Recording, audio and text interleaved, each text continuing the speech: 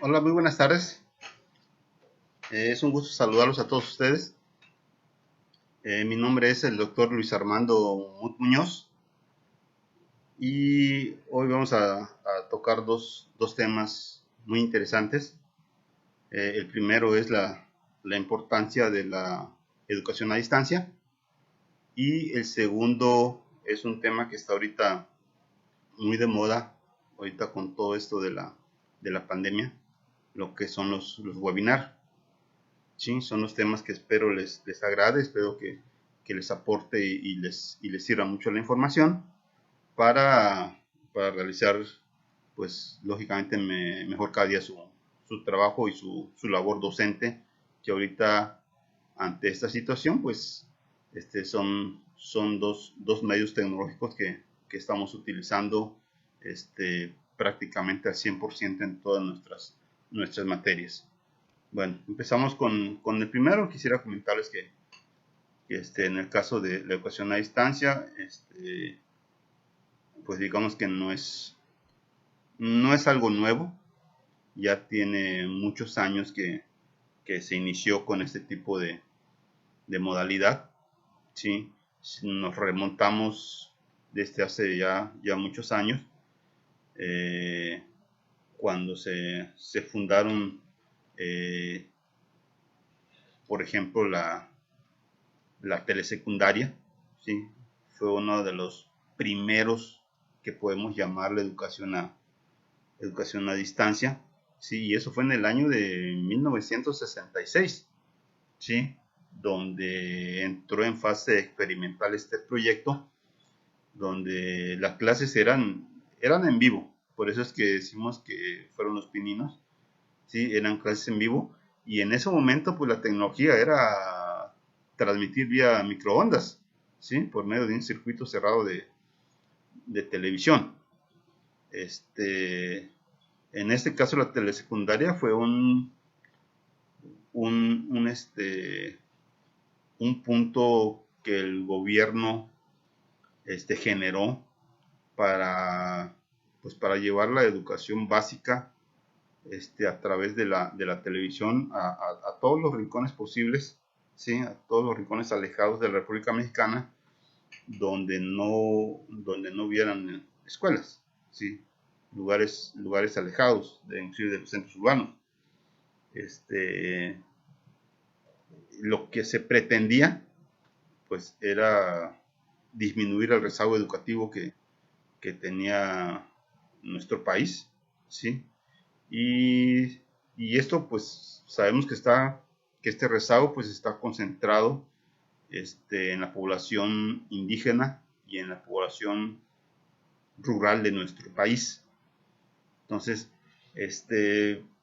pues bueno, fue uno de los inicios. Ya después, aproximadamente en el año, en los 70, ya la UNAM, la Universidad Nacional Autónoma de México, creó un sistema de universidad abierta de esta casa de estudios, ¿sí?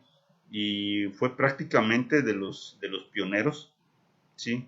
Aquí empezó a surgir los sistemas abiertos, y pues tuvo este boom, ¿no? En donde la política que prevalecía en esos momentos, pues era expandir la educación básica, ¿sí? Porque aún el rezago todavía persistía, perdón, y pues había una gran demanda de los servicios educativos. Pues si ya entramos prácticamente ya a los 80, pues todavía se vio muy favorecedor la educación a distancia con el auge de la tecnología, ¿sí? Si combinamos entonces educación y tecnología, pues de ahí podemos hablar de la incorporación de estas innovaciones tecnológicas, para la comunicación, ¿sí? Cuando se pudo combinar todo esto, pues el uso de medios audiovisuales hicieron posible que, pues, que la cobertura pues fuera todavía mucho más amplia de lo que ya venía haciendo un poquito con la telesecundaria, que en los 80 pues ya estaba bastante avanzada, ¿sí? En ese caso también, en esa época, pues también el Politécnico Nacional inició su sistema abierto de enseñanza, conocido como SAE, ¿sí? Aquí, pues, la primera carrera que abrió el Politécnico en esta modalidad fue la de Comercio Internacional, junto con la educación media superior, ¿sí? Las cuales se han ido ampliando, ¿sí? Debido al gran éxito que han tenido, ¿sí? Aunque este modelo educativo pues sí inició con, con ideas muy novedosas, pero también pues en su momento, digo, aunque la idea era el rezago, pues lógicamente también había que ver el perfil de los alumnos. O sea, sabemos perfectamente que para educación a distancia se necesita cierto perfil. O sea, se necesita, el principal es que el alumno tenga la actitud, y que el alumno también sea un alumno que pueda o que quiera aprender por sí mismo, que sea autosuficiente. Si no se hace un buen análisis para los exámenes de ingreso, un buen examen psicométrico, tenemos y corremos el gran riesgo de que en la opción a distancia, y que aún ahorita sí persiste,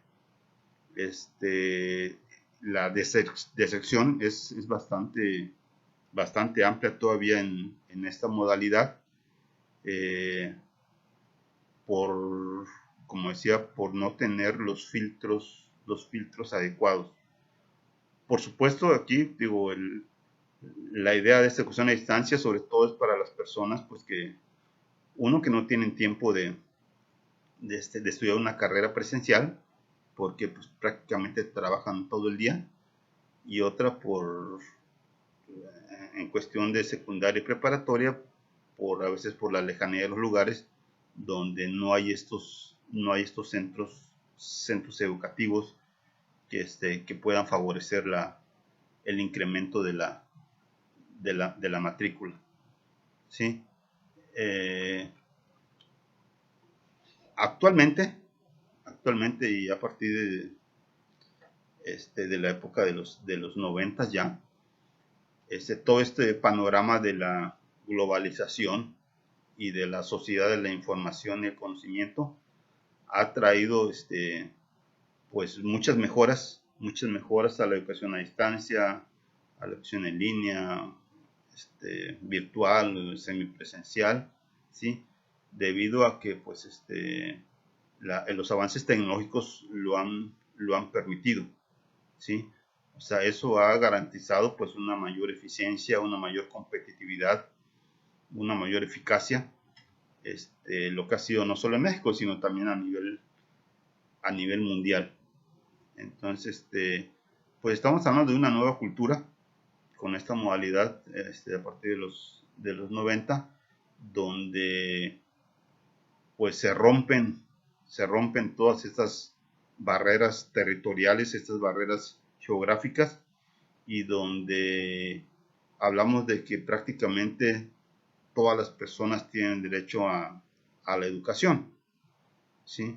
Hablamos de que esta modalidad de educación a distancia, en realidad pues es una estrategia educativa, y pues totalmente válida, siempre y cuando se sigan los parámetros mínimos necesarios. para que esto se pueda dar. En este caso, la educación a distancia, pues el rol principal, a diferencia del presencial, el rol principal lo tiene el alumno.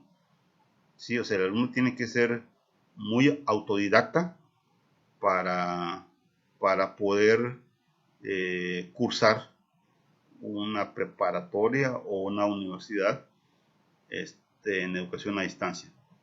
No es tan fácil. Si alguien dice prefiero educación a distancia para no irme a sentar 7 o 8 horas en un salón, creo que está equivocado, lo hemos visto. La educación a distancia conlleva mucho tiempo también para realizar las tareas, conlleva el aprendizaje individual, sí, porque no vas a tener al maestro enfrente de ti que te resuelva las dudas, y eso conlleva pues que a veces como alumnos se puede frenar una tarea, se puede frenar un proyecto por algún punto que no entendamos en el proceso educativo, y eso podría llevar a, pues lógicamente, a no realizar la tarea, a no pasar la materia, o inclusive a desertar en la escuela, en este tipo de modalidad, ¿sí? Los medios que se utilizan, que son diversos, ¿sí? Pueden facilitar o pueden ser un problema para el alumno. Necesitamos escoger bien bajo qué plataformas vamos a trabajar, ¿sí? Una plataforma que sea muy amigable para que el alumno no tenga ningún problema al ingresar. El aprendizaje, como les he comentado, es autodirigido, es autónomo, es autorregulado, y pues en realidad tiene su base en la enseñanza de adultos. Entonces, pues es muy importante la cuestión de los perfiles. Si me voy un poquito a algunos números, sí, que quisiera compartirles, y de acuerdo a datos que tenemos del INEGI, señala que le doy datos del 2016, ¿sí? Menciona que el 40% de los hogares mexicanos cuentan con una computadora. En el 16, imagínense, a estas alturas, yo creo que ya hablamos fácil de un 60% de hogares mexicanos con una computadora. Y que de ese 40, pues 35% tienen conexión a internet.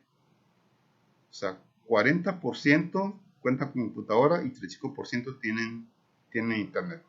Por supuesto, nos queda todavía un gran diferencial, que no tienen computadora y que no tienen, por supuesto, conexión a internet. Otro dato interesante es que prácticamente el 50% de los usuarios que tienen computadora la usan para apoyo escolar. O sea, la prioridad de tener una computadora en casa es para realizar las actividades académicas, en este caso de las personas que están estudiando, de las y los estudiantes. Eso, pues bueno, es un número, digo, bastante alto, lo que significa que, digo, el fin prácticamente primero de tener una computadora es para el apoyo escolar. Y eso también nos conlleva que los alumnos estén utilizando diferentes herramientas o plataformas para la educación en línea. Hay muchísimos plataformas de apoyo. Digo, por mencionar una, Khan Academy es una plataforma muy interesante, ¿sí? Como apoyo a los alumnos que están en educación a distancia, y bueno, también para los presenciales, por supuesto, no, no, no los hago a un lado, sino que ahorita pues el tema es la educación a distancia. Esta plataforma pues tiene prácticamente de todas las materias, de todos los temas, es muy amigable y sinceramente pues los temas que maneja pues son totalmente validados en este caso tienen el respaldo de todo un instituto. Entonces, pues, el estar trabajando con estas plataformas, pues ya hace un poquito menor el trabajo o el esfuerzo de los padres, a veces a veces muchos padres pues no tienen algún, algún nivel de educación avanzado y que pues sí se ven en la problemática de cómo asesorar o apoyar a sus hijos si no tienen alguna carrera o alguna profesión. Pero bueno, tenemos esta plataforma entre muchas otras. Otro dato que tenemos interesante de la OCDE, también publica que igual que en el 2014, los estudiantes pasan un promedio prácticamente de 2 horas en internet. Y eso a nivel mundial.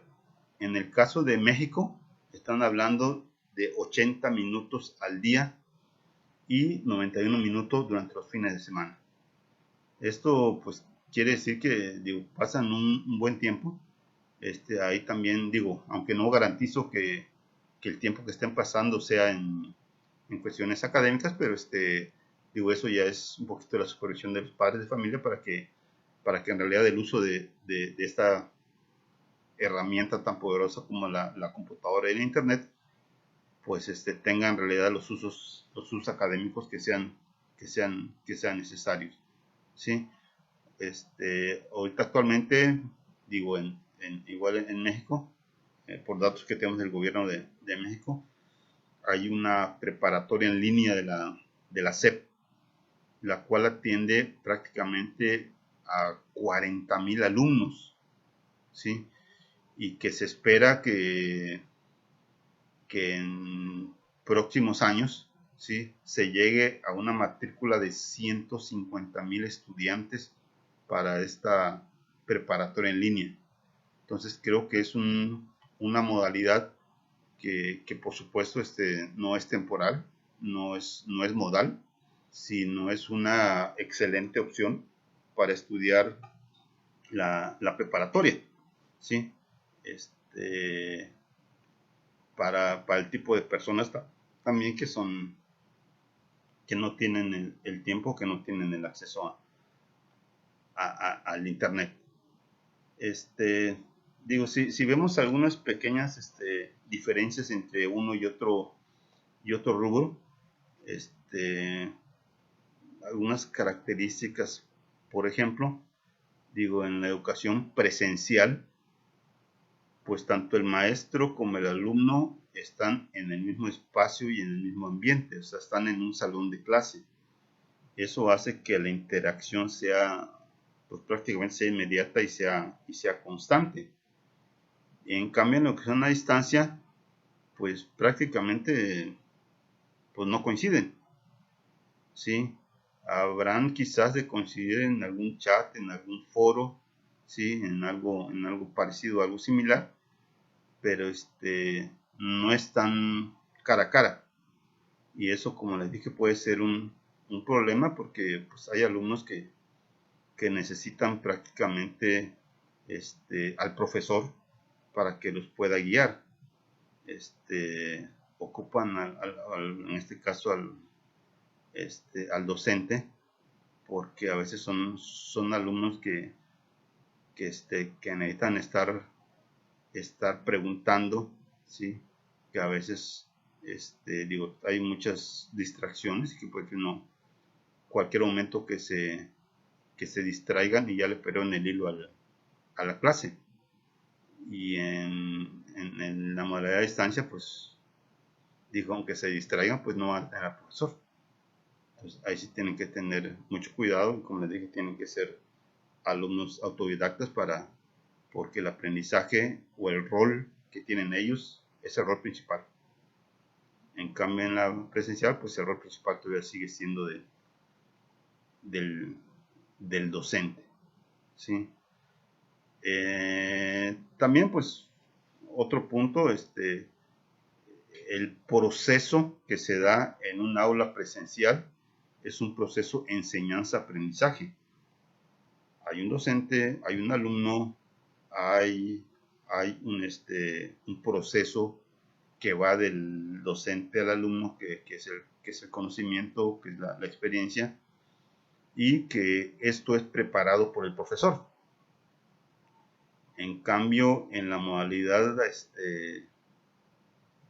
a distancia, pues en realidad, aunque se prepara material, como les dije, ahí la responsabilidad, ¿sí?, recae totalmente en el alumno.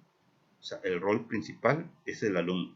Te doy el material, estúdialo, resuelve los ejercicios, haz tus exámenes y pues igual, si tienes alguna duda, pues tal vez lo puedes poner por chat o algo, pero no te tengo en el momento, ¿sí? Te la voy a responder quizás en la noche o de mañana, y eso, pues por supuesto, la cuestión tiempo, la cuestión romper un poquito el hilo de una clase o una tarea, pues puede ser un poquito perjudicial para el alumno, ¿sí? Otro dato, pues digo, la cantidad de alumnos.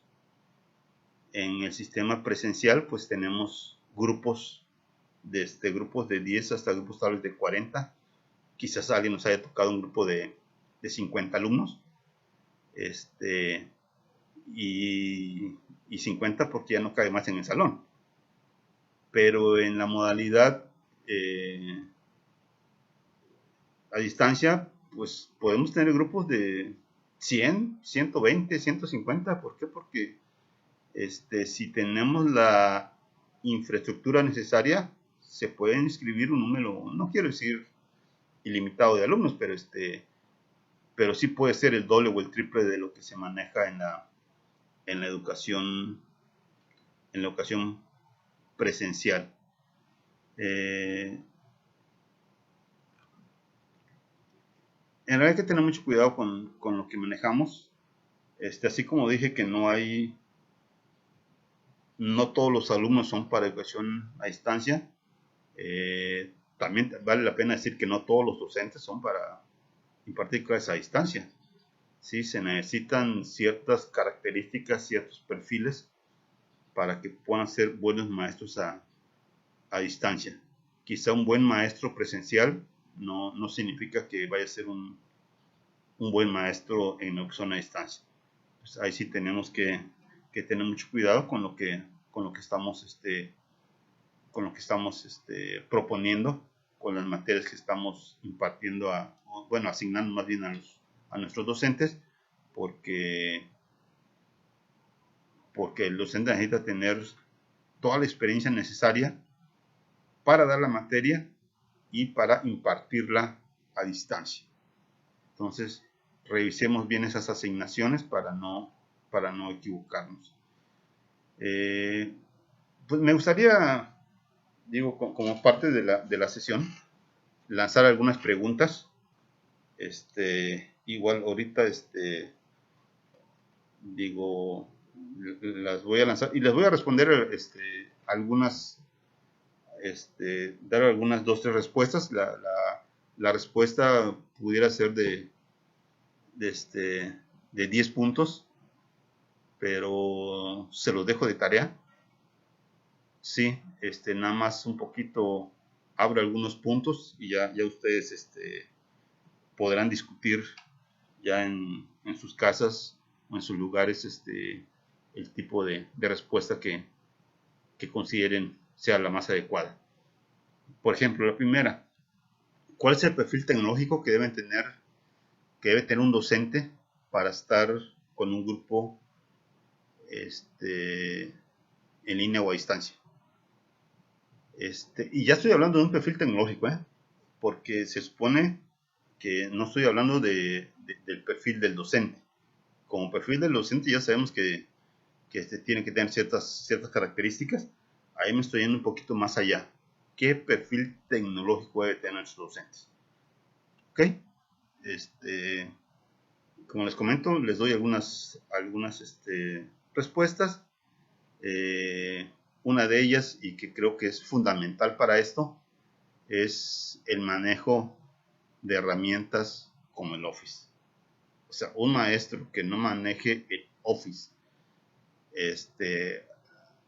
mínimo a nivel medio, o sea, intermedio, ojalá fuera avanzado, creo que no podría estar dando clases frente a distancia, sí, o en modalidad a distancia. ¿Por qué? Porque el Office es totalmente indispensable, ¿no? O sea, manejar el Word, el Excel, el PowerPoint, pues prácticamente es una tarea del diario. Entonces necesitamos que los docentes pues dominen el Office. Y bueno, y ya no digo nada más del Office, ya a estas alturas, como estamos viendo, pues ya manejar el Zoom, manejar el Moodle, manejar el Google Classroom, son cuestiones que al menos una de ellas necesita dominar el maestro, precisamente porque es una educación a distancia. Estar capacitado en diseño instruccional, ¿sí? En las materias o en las asignaturas de su área, ¿sí? Aquí pues hacemos mucho hincapié en que el diseño instruccional es básico, ¿sí? Es elemental para poder impartir la materia, ¿sí? Aquí digo, son cuestiones que no podemos dejar pasar, ¿sí? Necesitamos tener en nuestra institución especialistas en diseño instruccional. También, bueno, el docente debe diseñar objetos de aprendizaje y contenidos, ¿sí? Para hacer sus guías, sus tutoriales, sus antologías, por supuesto su rúbrica, ¿sí? O sea, el alumno pues tiene todo el derecho de conocer todo esto. Entonces, un docente en esta modalidad pues tiene que tener todas estas competencias, pues que son obligatorias para todo esto, ¿sí? El manejo de base de datos, de hoja de cálculo, cuestiones indispensables, y tener buenas habilidades para navegar en la web. Eso también es algo que un docente debe tener y debe poder manejar. Navegar en la web es algo que debe tener. Y bueno, pues integrar las TIC en el diseño curricular. Eso es también algo que el docente debe poseer. Una segunda pregunta, si ustedes me lo permiten, es ¿qué entrenamiento requiere nuestro docente para la educación a distancia o asistido tecnológicamente? ¿Qué entrenamiento requiere? ¿Sí?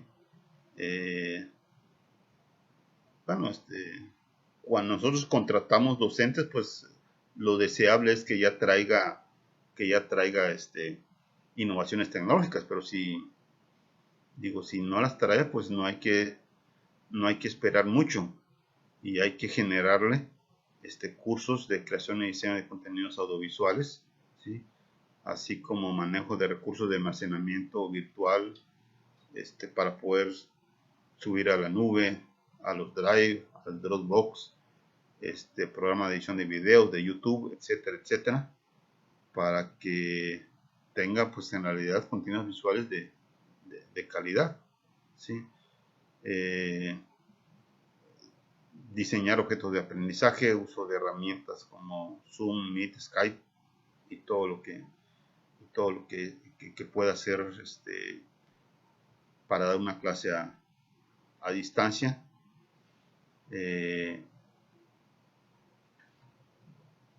Interacción de nuestros cursos con otras plataformas para el uso compartido de recursos, bases de datos, las bibliotecas virtuales. Es necesario que el maestro conozca para que pueda ofrecer al alumno opciones de dónde dónde hacer consultas. Entonces, pues hay muchas bases de datos y muchas bibliotecas virtuales, algunas pues gratuitas, sí, y otras, pues, lógicamente, bueno, algunas que tienen pago, pero por supuesto no nos meteremos con esas. Pero hay muchas opciones en el internet para poder ofrecer al alumno.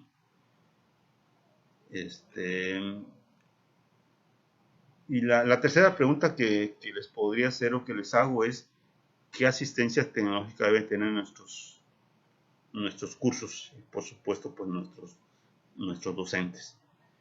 Si le vamos a pedir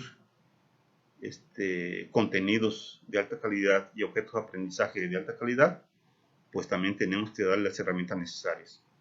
Y estas herramientas necesarias van desde tener servidores que soporten todo este trabajo y acceso a internet suficientes.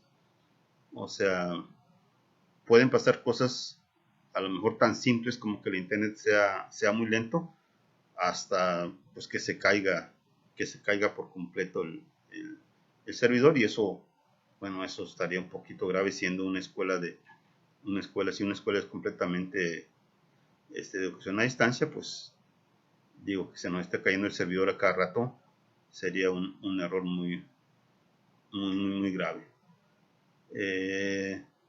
También se debe contar con infraestructura para la generación de contenidos audiovisuales. Lo ideal sería tener un espacio muy adecuado, un estudio multimedia con cámara, iluminación, micrófonos de muy buena calidad, equipo de cómputo y software especializado para poder hacer este tipo de material, ¿no? Este tipo de grabaciones, ¿sí? Para que podamos compartir y que sean de buena calidad. No tiene caso pues hacer lógicamente videos y que tengan pues una calidad eficiente, ¿sí? Esta es, digamos, la primera parte de mi plática, de mi charla con ustedes, que fue lo que es la importancia de la educación a distancia. Sí, espero que les haya gustado, y pues vámonos de inmediato con la segunda parte, que es lo que es un webinar. Yo les comentaba, ahorita con eso de la pandemia, pues el webinar es una excelente herramienta para compartir conocimiento. Aquí las cuestiones que podemos manejar. Primero, ¿qué es un webinar? Un webinar no es más que un seminario en la web, ¿sí? Un seminario en forma electrónica. Pues existen diferentes plataformas para poder hacer los webinars, ¿sí? Existen en la red ya plataformas como el Go Hangout o el GoToWebinar. Este último pues es totalmente ad hoc para hacer los webinars. Y lo que se pretende, y la gran diferencia, con una teleconferencia o algo así, es la interacción que podemos tener con nuestros seguidores, ¿sí? Y que es más que una conferencia, es una charla, es una plática, una plática amena con un grupo de seguidores que tienen en común el querer saber un poquito más sobre un tema en específico. Entonces, eso es un nuevo webinar, y es lo que lo hace interesante, ¿sí? Rompe los esquemas de la formalidad. Ahí me voy a detener un poquito, porque sí tiene que tener formalidad por parte de quien hace el webinar, del que es el conferencista.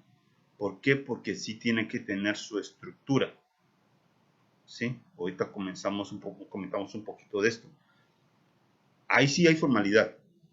Donde no hay, no quiero decir formalidad, me refiero más bien a la seriedad, es que el webinar debe ser algo ameno, debe ser algo agradable, debe ser algo que invite a los seguidores, a las personas que nos están escuchando, a interactuar, ¿sí?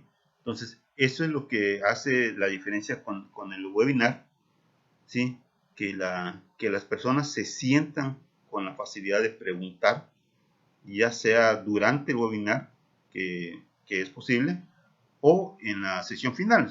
Un webinar, lo recomendable es que sea entre 40 y 50 minutos, y luego dejar una sesión de 10-15 minutos para preguntas y respuestas, pero dependiendo de cómo se dé y cómo lo maneje el conferencista, pueden haber preguntas dentro de la plática, que es en realidad, repito, es lo que se trata, de hacer una charla amena, que se disfrute y que se comparta conocimiento y que se compartan experiencias.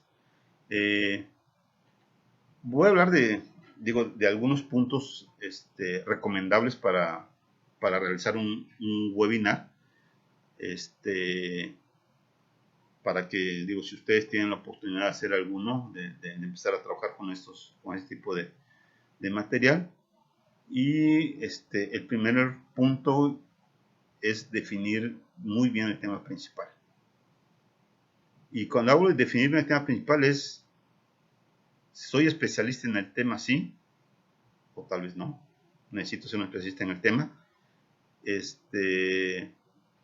Definir bien el nombre del tema, porque el nombre del tema es el que, pues es el que va a vender finalmente. ¿Sí? Ver los temas secundarios. Ya hay un tema principal, hay un nombre, hay un tema principal, y debe haber unos temas secundarios. Debe haber objetivos y debe haber una conclusión, ¿sí? Y también la conclusión, así como la apertura, el cierre es también trascendental y es de vital importancia para un webinar. Un cierre puede ser un boom para tus seguidores, ya sea para que, por supuesto, te busquen en otro webinar, como para que ellos tomen acciones sobre lo que fue tu tema de webinar. O sea, despertar el interés para decir, ok, aprendí esto, sé esto, ahora que sí. O sea, no me voy a quedar con lo que me dijeron y me platicaron hoy. Vamos a ver qué podemos hacer. Investigación, experimentación, aplicación, etcétera. Eso depende mucho de ustedes. O sea, que la conclusión, repito, sea algo muy interesante, que despierte el gran interés hacia el tema que ustedes dieron. Otro punto, hasta ahorita se maneja el webinar como un ser educativo. O sea, generalmente ahorita casi todos los webinars han sido en temas como inteligencia artificial, como impresión 3D, como precisamente cómo hacer inclusive un webinar. Sin embargo, no es algo limitativo, es algo enunciativo ahorita que dijimos para qué está usando, pero el uso, al igual que que muchas otras plataformas, el uso no está restringido. Ustedes pueden darle un uso que consideren lógicamente adecuado, un uso comercial. Si quieren vender algo ahorita, pues saben que no pueden mostrar un producto ante un conjunto de gentes, pero esta puede ser una muy buena oportunidad para hacer un webinar de un producto un producto innovador que deseen ustedes promover. ¿Sí? Esto, casa, coche, no sé, repito, no es limitativo. El uso y el buen uso depende de ustedes. Otro punto que les recomiendo es que cuando hagan la estructura de su webinar, es que también pongan ejemplos prácticos, ejemplos reales y quizás hasta conocidos por la gente, para que la atención del público esté centrada en ustedes. Ha ocurrido pues muchos casos donde por el nombre del tema, el puro nombre jala gente y empiezas con 100 seguidores y a los 10 minutos ya tienes 10 seguidores. Eso pues habla de que tu contenido no fue el adecuado. de que el nombre que le pusiste estuvo muy bonito, fue muy rimbombante, pero que no fue ad hoc a lo que tú estás presentando. Aquí la recomendación es trabajar bien tu contenido e irte de lo general a lo particular. O sea, me estoy refiriendo, vamos trabajando el webinar con casos o con conceptos o con cuestiones que todo el mundo pueda manejar, ¿sí? Que todo el mundo prácticamente conozca. O sea, yo a veces digo, pongo un ejemplo, vamos a abrir una conferencia y es como cuando damos una clase. O sea, vamos y abramosle la puerta al alumno. Vamos a decirle, pasa, adelante, toma tu lugar, siéntate. Y vamos a empezar tal vez con una pequeña charla amena. Vamos a mostrar algo, pues prácticamente que todo el mundo sepa. Vamos a enganchar,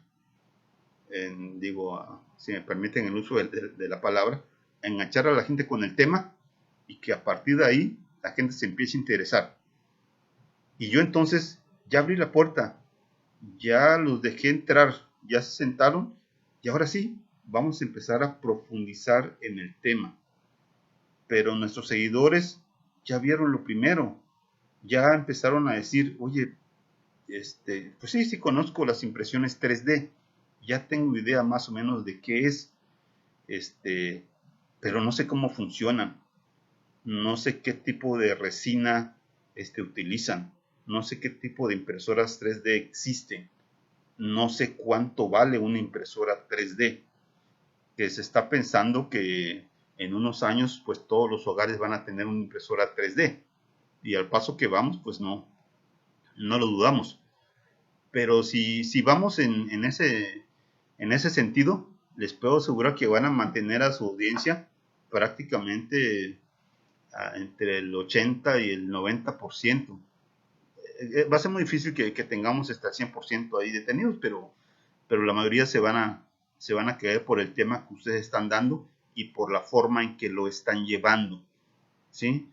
Y, por supuesto, como les dije, conclusión, cierren con algo que en realidad llame la atención.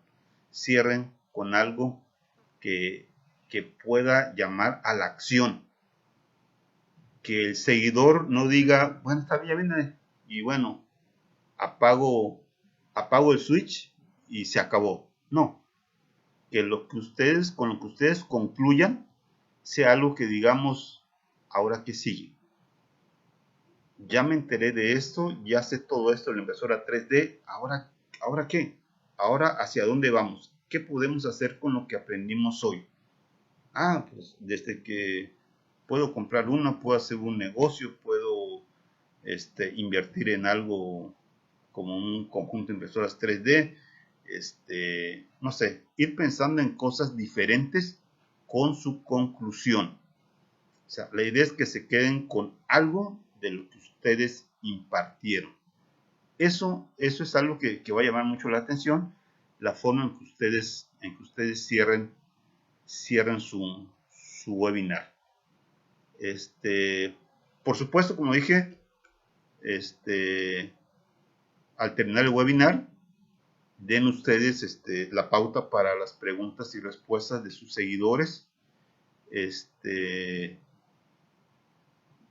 Estén totalmente abiertos a los comentarios que les hagan las personas, porque pues también de eso va a depender mucho el seguimiento que les hagan a ustedes en un próximo webinar.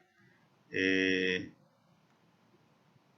webinar finalmente es un contenido, para ya ir prácticamente cerrando, debe ser un contenido diferente, debe ser un contenido original, pero debe ser un contenido que impacte a las personas o a sus seguidores. ¿Sí? Pues, estimados compañeros y compañeras, ha sido para mí un gusto y un placer estar con ustedes en esta sesión. Agradezco mucho, ¿sí?, a la Universidad que me hizo esta cordial invitación para tener esta charla con ustedes, y esperamos vernos pronto. Pues cuídense mucho, ¿sí? Sigan todas las precauciones ahorita que el gobierno del estado ha manifestado, y que la Organización Mundial de la Salud también ha estado emitiendo en forma constante. Quedo de ustedes, el doctor Luis Armando Muñoz. Un gusto haber estado con ustedes. Muchísimas gracias.